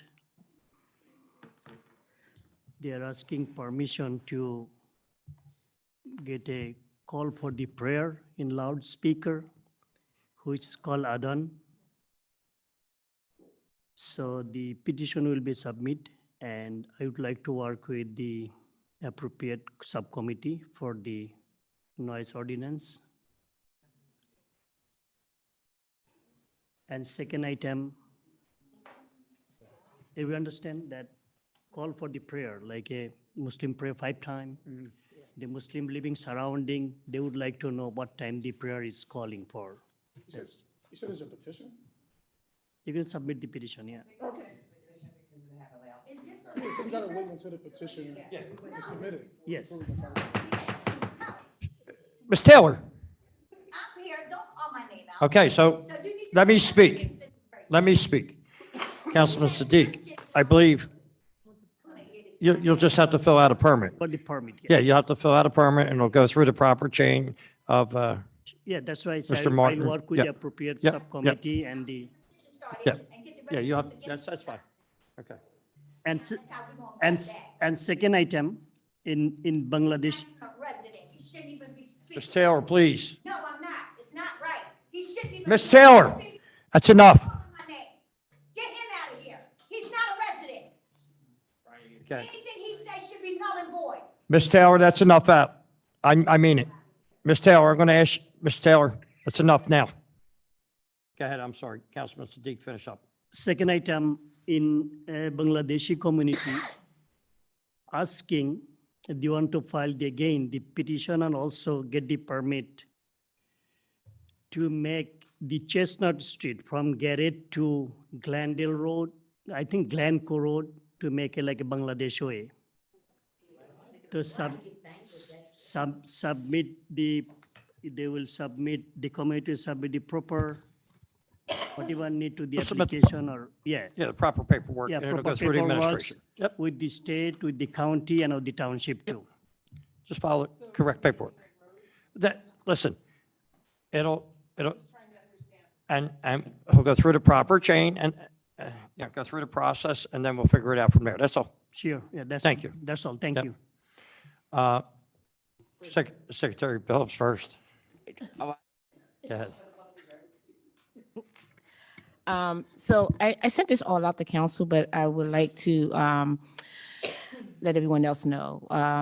The domestic violence, this is Domestic Violence Awareness Month. And they, the DAP program, which is a part of Upper Darby, they are having a ribbon cutting and grand opening ceremony this Friday at 3 p.m.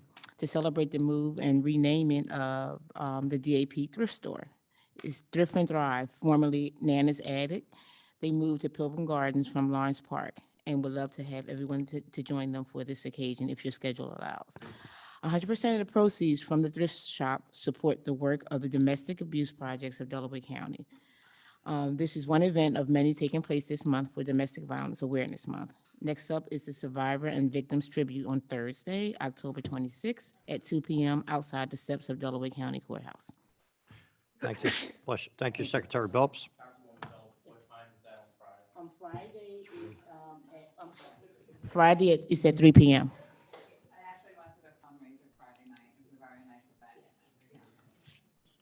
Councilwoman Wagner. Thank you. I just want to very briefly, I mean, I could tell you fall is my favorite time of the year because we have Phillies, the Eagles, and fall festivities, right? Unfortunately, the weather keeps getting in the way of a lot of that on Saturdays.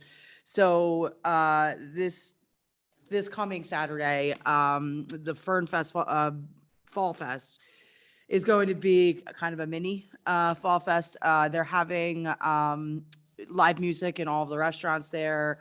It looks like it's going to rain again. So although they were going to have some vendors in the parking lot, they are not, I mean, it depends on the weather, but they will have a lot of activities for kids, as well as the live music in all of the restaurants. All of the businesses will be open on that street that day. In addition to that, Sojourn Yoga is doing a free yoga class from 12 to 1 in the Aronimink room. So I would encourage everybody, it's a great opportunity to go and support some small businesses. So if you have any other questions about it, please just reach out to me. Oh, it's from 12 to 1 is the free yoga, and the actual fest is from 1 to 6. Councilwoman Blackwell. Okay, so I do thank you for resolving the mulching machine issue. Thank you so much. That was in the 4th District. Thank you so much for that has been taken care of. Also, an investor has reached out to me regarding domestic violence for women in Upper Darby, and they are speaking about improving the shelter or either building a women's shelter, but that is up to the residents and zoning and so forth. But I just want to mention that based on that event, they would like to improve on that shelter or build a women's shelter to make things better for everybody. If you go down to 69th Street, most people don't go down there. Go down there, you can see that there are people standing outside, women and children, people that need our help. That is the purpose, is to build awareness that we are not doing enough for our residents who do not have a home. Thank you. Thank you, Councilwoman Blackwell. Okay, we'll move on to 11.0. That's me. So as the speaker, as the residents of Upper Darby have spoken over the last 2-3 meetings, Councilman Andrusko spoke over the last meeting. I am asking Mayor Keffer, Acting CAO Dobbins, once again, to release the funds. It's 11-0 vote. Councilman Heyman, Vice President Tunis, you had meetings with other council people, working very hard over time, going back and forth, not just on the phone, in person. back and forth, working together, 11-0. Highland Park, in the middle of the summer, occurred a cost of $26,000 for an air-conditioned unit. It went on Sunday afternoon. That means the officers, firefighters that were in there Monday, Tuesday, Wednesday, Thursday, barely had air conditioning. They had to go get other sources of air. 7 days a week, 24 hours a day. Our police and fire are out there. We need to release the funds. I don't know what the holdup is. As we sat here 6 months ago, 10 months ago, signs on cars, signs in the back, release the funds. COVID mask, release the funds. 11-0, release the funds. It's not your money.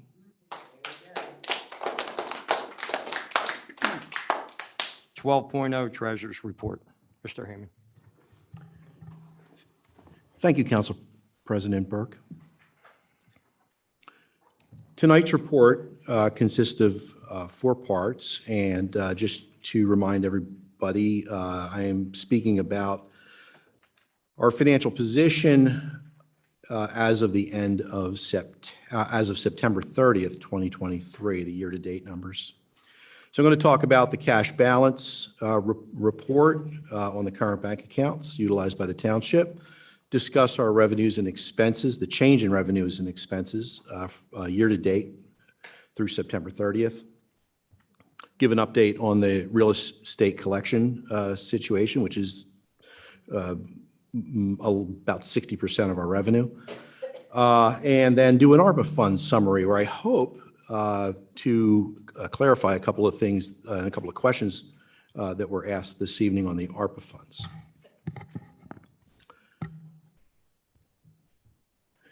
I included for council 2 supplemental reports, the Upper Darby Budget Status Report Summary, which is a department level summary of the information that the Finance Department provides so that I can do my reports. And the other is the September 30th ARPA summary.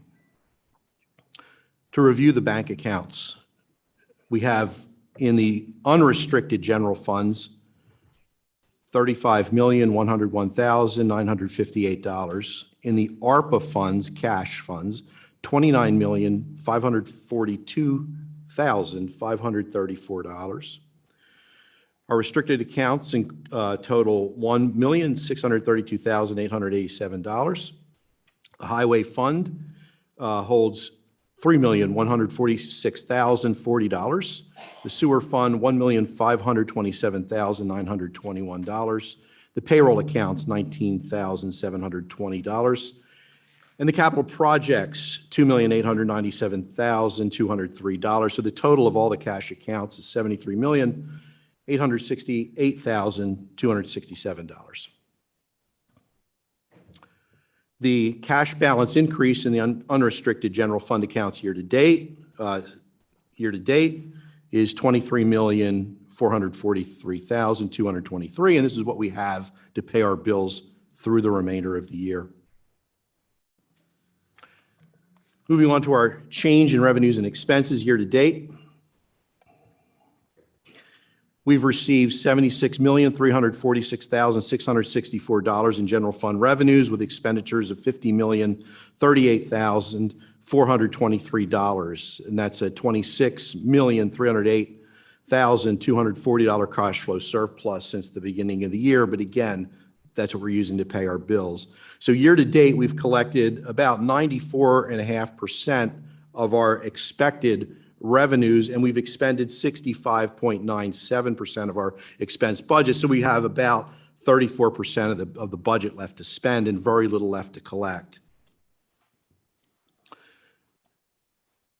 The real estate collections, just to kind of underscore that, we've collected $53,161,792, or 97.94% of our expected current real estate collections for the year. We are expecting about another $1.1 million through the end of the year.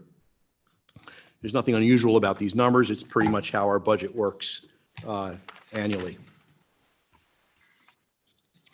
I've included a detailed ARPA report with this. Have had it reviewed, so I'm confident in the numbers. In summary of the ARPA funds, we have total ARPA funds authorized for spending, $32,971,245. I'm sorry, for project spending, $32,971,245, with an additional $8,500,000 that has been released to the general fund as lost revenue. So of the original $41,761,939 received from the Treasury, $290,694 remains unallocated.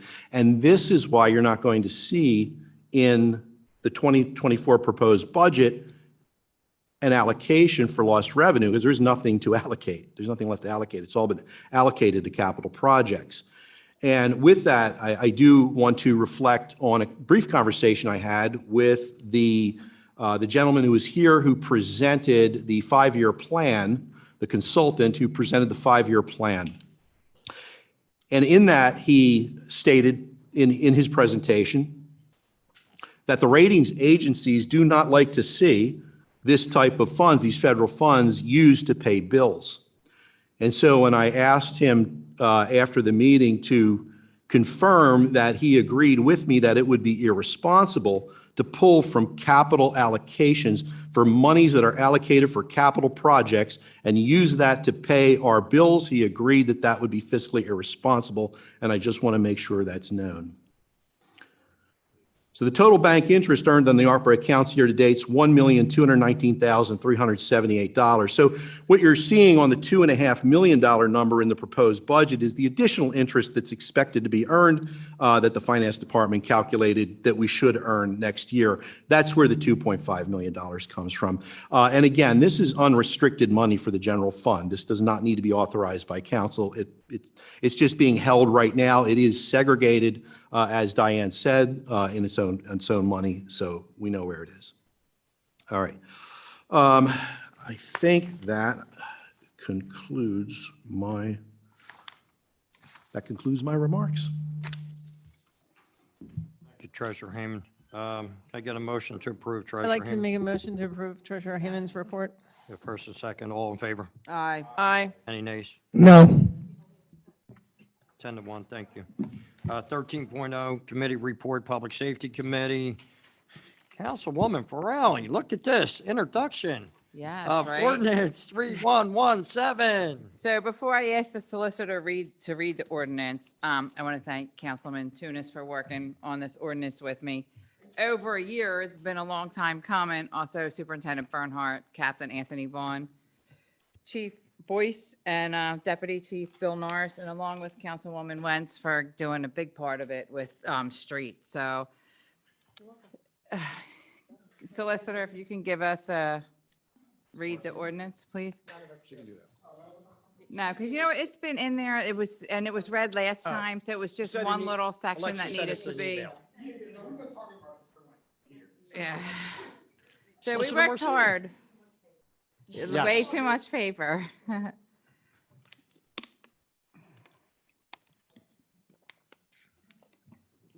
would The brief suggest you version. read the pertinent parts that you think are the most important, and if council wants to hear additional parts, the public can elaborate on them. Yeah, that's fine. Yeah, we can sum it up. Thank you. I'm very proud to get to read this. Thank Uh, you. Thanks, I really Solicitor am. Marcini. An ordinance of the Township of Upper Darby, Delaware County, Pennsylvania, amending ordinance number 1589 to provide a definition for trucks, commercial vehicles, and site hazards, to provide for streets permitted for truck parking, providing severability clause, repealing all inconsistent ordinances, and providing an effective date. I think I can go down to the, I guess we're just where we just Definitions? amendment it. so therefore. Yeah, so just where we amended, I would say. Only amendment we made, Just a little change. was as, right, was section 2, A, as per ordinance 1589, trucks or commercial vehicle parking is not permitted on the following streets. You want me to read the streets? No. No, there's way too many.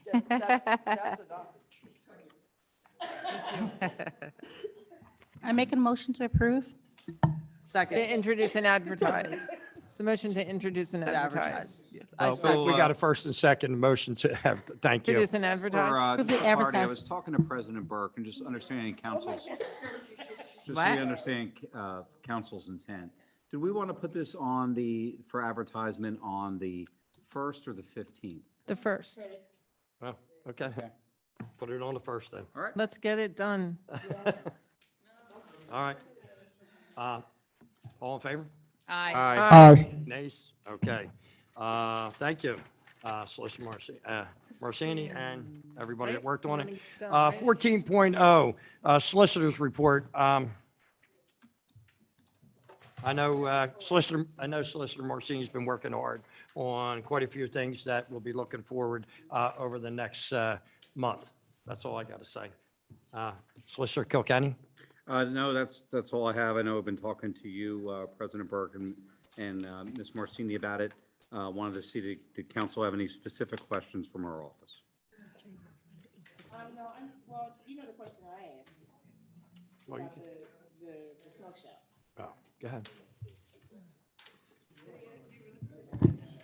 The whole Smoke thing shop about ordinance zoning. is Yeah, the passed. smoke shop Okay. ordinance and the whole thing about zoning. Correct. Right. Zoning officer has made changes to the smoke shop ordinance, Mhm. restricting it to two particular areas of the township. As per the Municipal Procedures Act, we are required to submit that to the Delaware County Planning Commission. That was done last Monday. Okay. Once they have reviewed it, they'll bring it back to you for your approval. Okay. And you can look at it and we'll introduce it and advertise She it. she don't mean me particularly. She mean, Just you. no, she mean, Sorry. I did mean the group, and I believe Councilperson Tunis also worked with Mr. Chass on this as well. right, Yeah. My biggest concern was that right. it was balanced and it wasn't just being stuffed in the Fernwood section of my district, which kind of seemed like the intention. I hope that's not true. But we're going to work together to get it done. Yeah. Yeah, because because when the emails were going back and forth, it appeared to be only in the 19082. We just want to make sure that it's balanced. C2 and C4. Right, but, well, okay, so that should be throughout the whole township. I'm just gonna publicly state- It should be throughout the whole township, that's all I'm saying. Anything that's in one zip code, I don't care if it's 026 or 082, I won't support. Right. Anybody else for Solicitor Marcini? Actually, just to kind of dovetail on what you were, a little bit on what you were talking about, but are we short a member of the zoning board? We are short a member of the zoning board. That is correct. Okay. I forgot to ask during old business, is there going to be an appointment anytime soon? Can we run, I mean, I think the mayor has to put somebody forward and then. Right. council Has to votes approve. up or Right. down. Yeah. Right. because my understanding was at the last zoning board meeting, there was only two people present, so the alternate. If there's a 3-member board, 2 does form a quorum. Of course, then they have to agree to approve Everything? everything. That's the tricky issue. Right, because the alternate wasn't there. That's correct. So- Well, Like I said, the alternate was there. Oh, the alternate was there. The but alternate was another- there. 2 of the 3-person committee was not there, 2 of them, so. And one resigned? Yes, after the one meeting? resigned. So either the alternate, according to the mayor, if the mayor wants to put the alternate to fill the position and then appoint another alternate, that'll be the administration's decision. So, Okay, I just wanted to make sure I was up to Mhm. speed on that. Thank you. okay. Adjourn. All in favor? 8:55.